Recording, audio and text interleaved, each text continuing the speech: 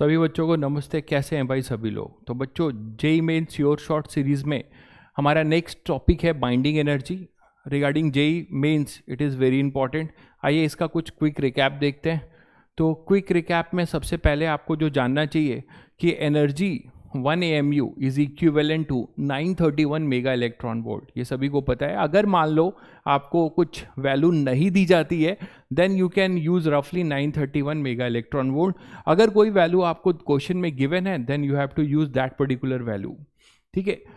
अच्छा, अब देखते हैं कि जो अपनी बाइंडिंग एनर्जी का कॉन्सेप्ट शुरू कहाँ से होता है। तो बाइंडिंग एनर्जी में बच्चों जो अपने न्यूक्लियस है जिसमें कि न्यूट्रॉन्स और प्रोटॉन्स एक बहुत ही क्लोज वॉल्यूम में हेल्ड टुगेदर हैं, तो ऐसा क्या हो जाता है कि जैसे एक वेरी क्लोज डिस्टेंस में दो प्रोटॉन एंड प्रोटॉन एक साथ रह पा रहे हैं, that is there is a electrostatic force of use repulsion. तो इस इलेक्ट्रोस्टैटिक यूज रिपल्शन को कोई ना कोई ओवरकम कर रहा होगा और वो जो ओवरकम कर रहा है वही अपना न्यूक्लियर फोर्स कहलाता है। This nuclear force is basically short range force and what is it is irrespective of charge. मतलब ये न्यूट्रॉन न्यूट्रॉन के बीच में भी लग रहा होगा, न्यूट्रॉन और प्रोटॉन के बीच में भी लग रहा होगा, प्रोटॉन और प्रोटॉन के बीच में भी लग रहा होगा। That is irrespective of the charge, it is a short range attractive force. तो ये न्यूक्लियर फोर्स क्या करता है, प्रोटॉन और प्रोटॉन के यूज रिपल्शन को ओवरकम करता है और ये लोग एक किसी क्लोज वॉल्यूम में दैट इज द न्यूक्लियस में रह पाते हैं। अगर मान लीजिए मुझे इनको यहाँ से फ्री न्यूक्लियॉन्स में डिवाइड करना है, मतलब उनको दूर ले जाना है, तो हमने ये देखा कि हमें यहाँ पर एनर्जी सप्लाई करनी पड़ेगी। ये बात कैसे पता चली? हमारे पास एक मास डिफेक्ट का कॉन्सेप्ट आया कि जो फ्री न्यूक्लियॉन्स हैं इनका जो मास कैलकुलेट करोगे और इस न्यूक्लियस का मास कैलकुलेट करोगे तो इन दोनों के मास में डिफरेंस आया। सभी को याद आ रहा होगा कि इसी को हम क्या कहते हैं, मास डिफेक्ट। अब उस मास डिफेक्ट को हम C square delta M into C square से मल्टीप्लाई करते हैं, तो that is basically our binding energy. तो जो बात मैंने बताई थी वही मैंने लिख भी दी है। Due to strong nuclear force proton and neutron held together in a small volume, nuclear force overcome the electrostatic repulsion between proton and proton। तो आइए बाइंडिंग एनर्जी का एक्सप्रेशन निकालते हैं। उसके पहले हमें मास डिफेक्ट की जरूरत पड़ेगी। तो मास डिफेक्ट हम क्या लिख सकते हैं, डेल्टा एम। डेल्टा एम हमारे पास क्या होगा बच्चों, मास ऑफ फ्री न्यूक्लियॉन्स, तो उसमें क्या होगा z into mass of neutron plus a minus z mass of neutron mass of z into mass of proton plus a minus z into mass of neutron. तो ये तो अपने हो जाएंगे फ्री इलेक्ट्रॉन्स के मास। इसमें से माइनस करें हम मास ऑफ न्यूक्लियस, तो ये पूरा जो एक्सप्रेशन है ये मास डिफेक्ट का है। अब ये जो मास है वो गया कहाँ, यही मास अपनी किस में कन्वर्ट हुई, एनर्जी में। और इसी को आइंस्टीन इक्वेशन से आप बोल सकते थे delta M into C square. तो बी का एक्सप्रेशन अगर आपको बनाना हो तो आप बी का एक्सप्रेशन भी बना सकते हैं। वो आप बोल सकते हैं कि जो हमारे पास बाइंडिंग एनर्जी आएगी वो आएगी delta M into C square and that is equal to z mass of proton plus a minus z mass of neutron minus mass of nucleus into C square. ये mn सभी को पता है, ये है मास ऑफ न्यूक्लियस। तो ये याद आ गया होगा। तो आपको क्वेश्चन ऐसा आएगा कि आपको सीधे सीधे एक रिएक्शन दिया जाएगा जिसमें आपको की बाइंडिंग एनर्जी निकालनी होगी। तो आप देख लीजिएगा कि मास of proton into Z plus a minus Z mass of neutron into mass of nucleus दिया होगा, आप इंटू सी स्क्वायर कर देंगे। कभी कभी क्या होता है बच्चों कि ये जो एक्सप्रेशन है ये बेसिकली एटॉमिक मास के टर्म्स में होती है। मतलब आपको ना ही न्यूट्रॉन का मास दिया जाएगा, ना ही प्रोटॉन का मास दिया जाएगा, आपको हाइड्रोजन एटम का मास दिया जाएगा। तो इस पूरे एक्सप्रेशन को हम लोग थोड़ा सा चेंज कर सकते हैं, B in terms of atomic mass. तो हो सकता है कि आपको हाइड्रोजन एटम का मास दिया हो और जिस एटम का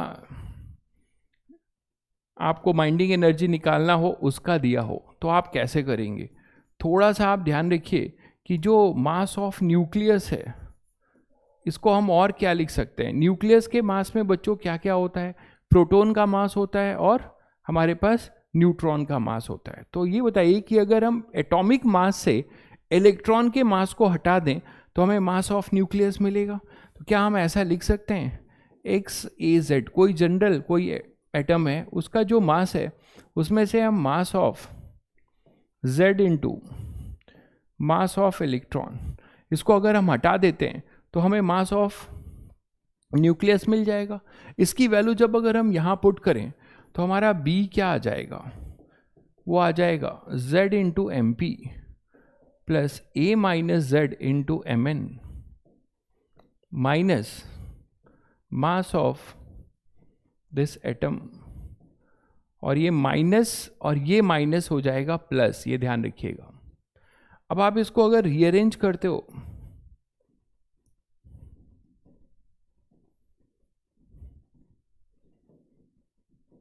A minus Z mass of neutron minus this one, तो बच्चों ये आपको हाइड्रोजन एटम का मास दिखता है, उसमें एक प्रोटॉन और एक हमारे पास क्या होते हैं, इलेक्ट्रॉन। तो हम इसको लिख सकते हैं H11 mass of hydrogen Z into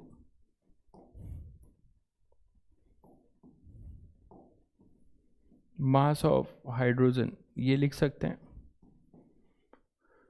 ठीक है। तो this Z into mass of hydrogen ये लिखा जा सकता है, बताइए Z into mass of hydrogen. तो बेसिकली आप इसको ऐसे लिख लीजिए, Z into mass of hydrogen plus A minus Z into mass of neutron minus mass of nucleus. तो now this is the expression in terms of atomic mass. तो हो सकता है आपको मास ऑफ प्रोटॉन ना दिया जाए, आपको सीधे हाइड्रोजन का मास दिया जाए और वहाँ से फिर आप न्यूट्रॉन का मास और न्यूक्लियस का मास, एटॉमिक मास दिया जाए, ये एटम का मास, एटॉमिक मास नहीं एटम का मास दिया जाए, तो वहाँ से आप इजीली इसको निकाल सकते हैं। तो this is the alternate expression for binding energy in terms of atomic mass. तो ये दो एक्सप्रेशन आपको ध्यान रखना है, अकॉर्डिंगली डेटा क्या गिवन है आप इन दोनों में से कोई भी एक्सप्रेशन यूज कर सकते हैं। नेक्स्ट बात करते हैं बाइंडिंग एनर्जी पर न्यूक्लियॉन की। उससे कर्व जो ट्रेस होता है, न्यूक्लियॉन मास नंबर और यहाँ पर अपने पास बाइंडिंग एनर्जी पर न्यूक्लियॉन। तो बाइंडिंग एनर्जी पर न्यूक्लियॉन का जो ग्राफ है, इसमें दो मेजर बातें आपको ध्यान रखनी है कि लाइटर एटॉमिक मास के लिए एक तरीके से बाइंडिंग एनर्जी पर न्यूक्लियॉन बढ़ता ही जाता है और ये अपनी मैक्सिमम वैल्यू को अचीव करता है, और ये मैक्सिमम वैल्यू सबसे ज़्यादा होती है Fe की। तो Fe के लिए बाइंडिंग एनर्जी पर न्यूक्लियॉन सबसे ज़्यादा होता है, ये रट लीजिए, ठीक है। Fe 5626, इसकी वैल्यू 8.8 मेगा इलेक्ट्रॉन वोल्ट है। उसके बाद देखा गया कि धीरे धीरे बाइंडिंग एनर्जी पर न्यूक्लियॉन का कर्व है वो धीरे धीरे डिक्रीज करता है हैवियर एटॉमिक मास के लिए, और ये रैपिडली डिक्रीज होने जाता है बिस्मिथ के लिए। तो बिस्मिथ में जो है ये रैपिडली डिक्रीज देखने को मिलता है आफ्टर बिस्मिथ। तो ये दो बातें बस ध्यान रखिएगा कि बाइंडिंग एनर्जी पर न्यूक्लियॉन में सबसे ज़्यादा Fe है, लाइटर के लिए इंक्रीज करेगा, हैवियर के लिए धीरे धीरे डिक्रीज करेगा, बिस्मिथ के आने के बाद वो रैपिडली डिक्रीज करेगा। क्लियर है? तो इतनी बातें ध्यान रखनी है। दो तीन पॉइंट और आपको इसमें ध्यान रखना है कि बाइंडिंग एनर्जी पर न्यूक्लियॉन और क्या क्या बता सकता है। तो ये basically about stability of nucleus की बात करता है कि न्यूक्लियस कितना स्टेबल है। फिर binding energy per nucleon for small atomic mass, ये तो आपने देखा, increases rapidly up to Fe तक रैपिडली वो क्या करता है, इंक्रीज करता है। For higher atomic mass binding energy per nucleon decreases after bismuth rapidly. तो Fe के बाद तो डिक्रीज करता है, रैपिडली डिक्रीज करने को देखने को मिलता है ट्रेंड बिस्मिथ के बाद। तो ये तीन बातें और आप इसमें एड ऑन कर सकते हैं। चलिए, तो जो भी हमने पढ़ा इस पे जस्ट थोड़ा सा कुछ और कॉन्फिडेंस के लिए कुछ क्वेश्चन कर लें। Binding energy per nucleon versus mass number curve for nuclei is shown in the figure. तो बच्चों यहाँ पर एक चीज़ का ध्यान रखिएगा कि जब आपको बाइंडिंग एनर्जी पर न्यूक्लियॉन दिया हो तो टोटल बाइंडिंग एनर्जी के लिए आपको क्या करना पड़ेगा, इस बाइंडिंग एनर्जी पर न्यूक्लियॉन की वैल्यू को इस मास नंबर से टोटल न्यूक्लियॉन से क्या करना पड़ेगा, मल्टीप्लाई करना पड़ेगा, तभी तो टोटल बाइंडिंग एनर्जी आएगी, क्योंकि ये जो कर्व है ये पर न्यूक्लियॉन का है। अच्छा, दूसरी बात इन्होंने बोला है कि nuclei indicate the process that would release energy. तो एनर्जी रिलीज कहाँ पे होगा, ये बहुत सिंपल से कॉन्सेप्ट है कि एक्सोथर्मिक हो। तो उसके लिए आपको पता होना चाहिए कि जो प्रोडक्ट की एनर्जी है वो रिएक्टेंट की एनर्जी से क्या होनी चाहिए, ज़्यादा। तो कभी भी आपसे ऐसा पूछा जाए तो आपको चेक करना पड़ेगा कि बी प्रोडक्ट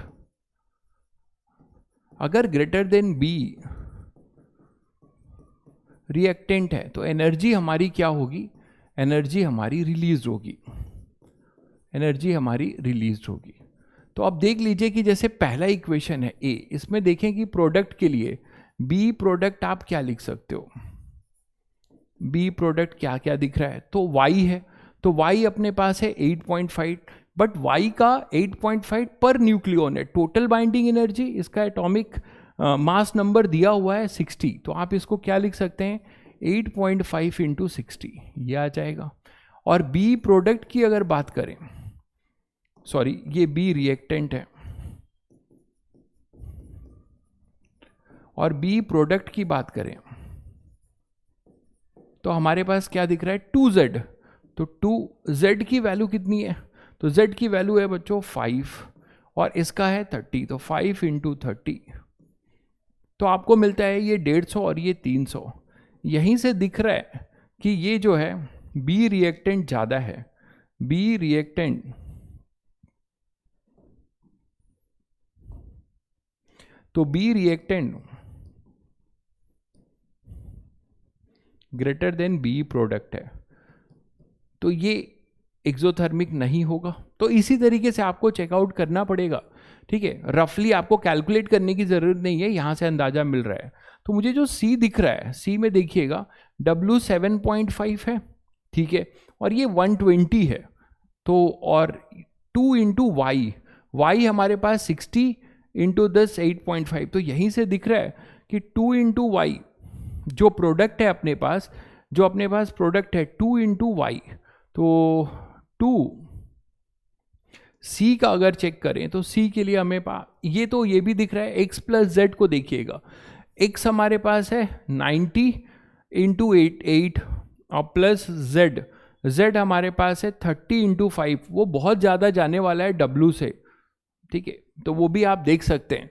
यहाँ पे अगर आप देखते हैं x प्लस जेड, सॉरी इसी का ज़्यादा होगा, x प्लस जेड और W इक्वल टू 2y, तो यहाँ से अगर हम C का एक बार चेक करें तो C के लिए B रिएक्टेंट वो क्या दिख रहा है हमारे पास W हमारे पास कितना है 120 इंटू 7.5, और B प्रोडक्ट है वो हमारे पास है 2y, तो 2 इंटू y हमारे पास है 60 इंटू 8.5, तो यहीं से दिख रहा है। आपको ये नहीं है कि कैलकुलेट करना है, आप देखो ज़रा ये 120 इंटू 8.5, 120 इंटू 7.5, तो थोड़ा सा दिमाग लगाइए, अपना समय बचाइए। बी प्रोडक्ट यहीं से दिख रहा है कि ग्रेटर देन बी रिएक्टेंट है, एक ऑप्शन मिल गया तो बाकी चेक करने की ज़रूरत भी नहीं है, ठीक है। तो एनर्जी रिलीज होगी सी में, तो एनर्जी यहाँ पर रिलीज होगी, है ना, सी में हमारी जो एनर्जी है वो रिलीज हो जाएगी, बाकी में अपनी एनर्जी रिलीज नहीं होगी। तो इस तरीके से आप बाइंडिंग एनर्जी कर्व पे ऐसे क्वेश्चंस आपको मिल सकते हैं एज ए न्यूमेरिकल। नेक्स्ट बात करते हैं, a nucleus of mass m plus delta m, कोई एक न्यूक्लियस है जिसका मास दिया हुआ है m plus delta m is at rest and decay into 2 daughter nuclei of equal mass m/2 each, ठीक है। रेडियो एक्टिविटी होती है, रेडियो एक्टिविटी आपको नहीं पढ़ना है, आपका अब दिया गया है कि m प्लस डेल्टा m जो है डीके हो जा रहा है किसमें m/2 में, तो स्पीड ऑफ लाइट c है, तो स्पीड ऑफ डॉटर न्यूक्लियाई क्या होगा। बहुत बढ़िया क्वेश्चन है, बहुत लोग इसको देख कर ही छोड़ेंगे। ऐसे क्वेश्चन में आपको थोड़ा सा दिमाग रखना है कि अगर एक न्यूक्लियाई है ना वो डॉटर न्यूक्लियाई में कन्वर्ट होता है तो इनका जो मास डिफेक्ट होगा, आप देखिए डेल्टा m दे रखा हुआ है, तो m प्लस डेल्टा m और उधर m/2 के 2 डॉटर न्यूक्लियाई मिलेंगे, तो उनका जो मास डिफेक्ट से जो एनर्जी आएगी वही तो स्पीड में जाएगी, काइनेटिक एनर्जी में। तो हम ये लिख सकते हैं क्या बच्चों, m plus delta M, energy conservation सीधे मैं लिखूं, is equal to m/2 into two, m/2 into two, 2 है, into C square, m/2 into two C square plus half m V square into two. बोलिए, तो बोला जा रहा है कि स्पीड ऑफ डॉटर न्यूक्लियाई, तो क्या मैं इसको एज ए एनर्जी कंजर्वेशन, ये बात आप लोगों को समझ में आई क्या कि मैंने एनर्जी कंजर्वेशन लिखा है, प्रोडक्ट की जो एनर्जी होगी प्लस जो speed is equal to reactant, mass defect कितना आ जाएगा, इसको इधर लेके आएंगे, 2 से 2 कैंसिल, तो आप देख रहे हैं कि delta M into C square is equal to M V square, delta M into C square is equal to M V square. ये बात दिखती है क्या सभी को, बताइएगा, ये बात सभी को दिखती है क्या? अच्छा, हाफ ये m/2 है, 1 मिनट, ये m/2 है, हाफ m/2, देखिए डॉटर न्यूक्लियाई का मास m/2 है, तो half m/2 V square into two, तो 2 से 2 कैंसिल हो जाएगा ना, और एक हमारे पास बच जाएगा, तो हमारे पास क्या आएगा, half m V square by 2। तो यहाँ से v की वैल्यू निकालनी है, तो 2 डेल्टा m बाई में m under root into C, that is equal to v, 2 delta m, तो हमारे पास c ऑप्शन दिखता है कि under root 2 delta m by M into C, तो ये हो जाएगा अपना। तो आपने क्या देखा कि जो अपना मास डिफेक्ट है रिएक्टेंट ऑन प्रोडक्ट का, उससे जो एनर्जी मिली, this energy mass defect binding energy जो खर्च हुई delta M into C square, वो किसमें, वो कहाँ मिली, वो कहाँ गई, डॉटर न्यूक्लियाई की काइनेटिक एनर्जी में। क्लियर है? चलिए नेक्स्ट है, binding energy per nucleon plot against the mass number for stable nuclei is shown in the figure, which curve is correct. तो ये अब देखिए, ऐसे क्वेश्चंस आपको बहुत जो है दिल को तसल्ली देते हैं, जिसने अगर एक बार भी उस कर्व को देखा होगा वो तुरंत टिक करेगा, 4 नंबर पाएगा। That is the role of JEE Mains. इसीलिए बच्चों बहुत लोग जेई मेंस में जो है लौट जाते हैं, क्योंकि वो अलग लेवल पे चीज़ें करते हैं, छोटी छोटी चीज़ों को छोड़ते हैं। Binding energy per nucleon versus mass number में आपको दिखता है लीनियर हो ही नहीं सकता, डी हो ही नहीं सकता, ए हो ही नहीं सकता, इसका नेचर अपना सी होगा। इसमें कितना टाइम लगा, तो सी इसका नेचर होगा। डायरेक्ट आपसे ग्राफ पूछ लिया गया है, binding energy per nucleon versus mass number का आपसे ग्राफ पूछा गया है। किसी बच्चे ने इस ग्राफ को नहीं देखा होगा या बहुत पहले देखा होगा, वो कंफ्यूज होगा, तो वो ये क्वेश्चन छोड़ेगा जिसमें 0 एफर्ट आना है। तो इन्हीं सब चीज़ों को इसीलिए टॉपिक लिया जा रहा है कि जिसमें बहुत कम एफर्ट से जो है आप कर सकते हैं, बट बहुत लोग इसे छोड़ देते हैं। नेक्स्ट क्वेश्चन है, in the ever plot of binding energy per nucleon, EB energy, binding energy against the nuclear mass m a b c d, ये दिया हुआ है, corresponding to different nuclei. Consider 4 reaction, आपको 4 रिएक्शन भी दिया हुआ है, binding energy per nucleon versus mass number आपको दिया हुआ है। अब आप देख रहे हैं कि where E is the energy release. अब यहाँ पे अभी अभी जो हमने क्वेश्चन न्यूमेरिकल वैल्यू लेकर किया, वही उसी टाइप का क्वेश्चन है, आपको बस इसमें गेस करना है कि एनर्जी रिलीज क्या हो, कहाँ होगी। जब ईबी प्रोडक्ट जो है, ईबी प्रोडक्ट जो होगा वो ग्रेटर देन ईबी रिएक्टेंट होगा। कॉन्सेप्ट तो आपने अभी देखा, तो बस इसमें आपको गेस करना है, कैलकुलेट भी नहीं करना है। तो पहली रिएक्शन में आप देख रहे हो कि ए और बी, इसकी बाइंडिंग एनर्जी भी कम है और इसका मास नंबर भी कम है। किससे? सी से। सी की बाइंडिंग एनर्जी भी ज़्यादा और इसका मास नंबर भी ज़्यादा, तो binding energy per nucleon into mass. तो आप देख रहे हैं कि ये जो होगा EBC जो होगा वो ग्रेटर देन होगा EB of this A and B, EB of A and B। दिख रहा होगा सभी को? गेस कर रहे हैं आप, कैसे गेस कर रहे हैं कि इसका बाइंडिंग एनर्जी, ए और बी की बाइंडिंग एनर्जी पर न्यूक्लियन भी कम है और उसका मास नंबर भी कम है, और यहाँ पर अपने पास सी का मास नंबर अपना ज़्यादा है। तो यहाँ से भी आप बता सकते हैं कि दिस इज इक्वल टू, तो where is the energy release, तो अपने पास एक फर्स्ट ऑप्शन दिखता है, C equal to A plus B into E. A plus B उल्टा है तो ये तो हो नहीं सकता। डी प्लस ई, डी अपने पास ये है, ई अपने पास ये है, और इसका और ये अपने पास है एफ अपने पास ये है। तो binding energy per nucleon curve इसका भी आपके पास दिख रहा है कम है। आप ऐसे भी देख सकते हैं थोड़ा बाइंडिंग एनर्जी के कर्व से कि इस तरह बाइंडिंग एनर्जी सीधे सीधे रैपिडली बढ़ता है, सैचुरेशन पॉइंट ले रहा है डी के बाद, फिर वो डिक्रीज ही हो रहा है, उसके बाद डिक्रीज ही हो रहा है। F equal to D plus E into F. तो ये चीज दिख रहा है आपको कि डी प्लस ई और ये F, तो आप ये बोल सकते हैं। तो इसमें फर्स्ट और फोर्थ कोई ऑप्शन अगर आपको नजर आता है तो वो आपका पॉजिटिव मार्क करेगा। क्लियर है बच्चों? तो बाइंडिंग एनर्जी कर्व से भी आप देख सकते हैं जो ट्रेंड होता है, ट्रेंड के अकॉर्डिंग ये बढ़ता हुआ रहेगा, फिर इधर घट रहा है, तो वहां से भी आप एक बार बता सकते हैं। नेक्स्ट क्वेश्चन है, if a neutron breaks into a proton and electron. तो एक न्यूट्रॉन है वो ब्रेक होता है प्रोटॉन में, तो प्रोटॉन अपने पास हो जाएगा 1 प्लस इलेक्ट्रॉन। तो सभी को पता है इसमें एंटी न्यूट्रिनो प्लस कोई एनर्जी रिलीज होगी। इसका आपको क्या निकालना है, इसमें जो है आपको क्या निकालना है बच्चों, क्या निकालना है, एनर्जी रिलीज निकालना है। तो इसमें एनर्जी रिलीज निकालना है। तो एनर्जी रिलीज देखिए आपको वैल्यूज दे रखी हुई हैं, तो एनर्जी रिलीज जो होगा दिस माइनस दिस, तो हम एनर्जी रिलीज की बात करेंगे।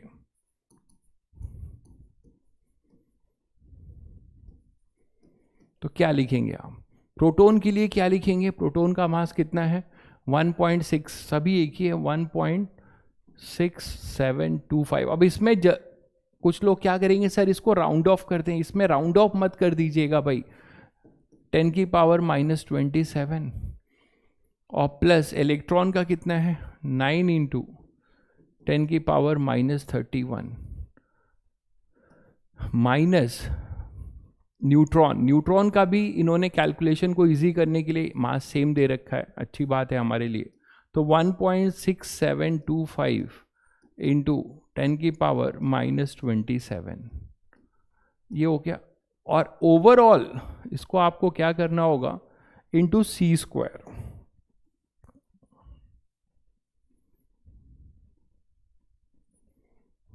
इसको ओवरऑल आपको क्या करना होगा into C square, into C square. तो मैं थोड़ा सा इधर लिख देता हूं,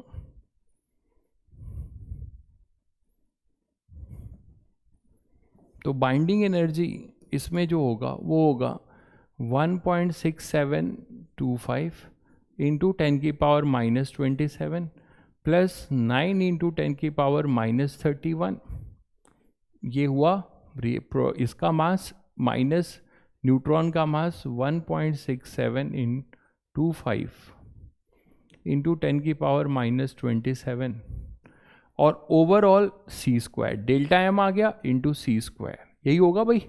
अब देखिए जरा कि ये तो कैंसिल ही हो रहा है, तो बाइंडिंग एनर्जी हमारे पास जो आ रही है वो आ रही है 9 इंटू 10 की पावर -31, सी की वैल्यू होगी 9 इंटू 10 की पावर 16 सी स्क्वायर की, तो यह आएगा 81 इंटू 10 की पावर 15, देख लीजिए 81 इंटू 10 की पावर -51। लेकिन ये ध्यान रखिएगा कि ये जो भी एनर्जी आएगी आपकी वो जूल में आएगी, ये जो भी एनर्जी आएगी आपकी ये जूल में आएगी, ये केजी है सी की वैल्यू, ये जूल में आएगी। तो आपको पहले इसको इलेक्ट्रॉन वोल्ट में कन्वर्ट करना होगा, तो इसके लिए आपको 81 इंटू 10 की पावर -15 अपॉन में 1.6 इंटू 10 की पावर -19, ये करेंगे तो आपको ये इलेक्ट्रॉन वोल्ट में मिलेगा। फिर आप इसको एडजस्ट कर लेंगे तो आपको मेगा इलेक्ट्रॉन वोल्ट में एनर्जी मिल जाएगी।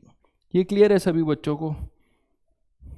तो यहाँ से आपको फर्स्ट ऑप्शन आपको मिल जाएगा 0.51 मेगा इलेक्ट्रॉन वोल्ट, ये कैलकुलेट कर लीजिएगा। तो ये ध्यान रखिएगा। तो इस तरीके से किसी रिएक्शन की भी आप बाइंडिंग एनर्जी निकाल सकते हैं। तो होपफुली बच्चों आपको कुछ चीज़ें हेल्प हुई होगी। चलिए फिर मिलते हैं इसी तरीके से नेक्स्ट वीडियो में।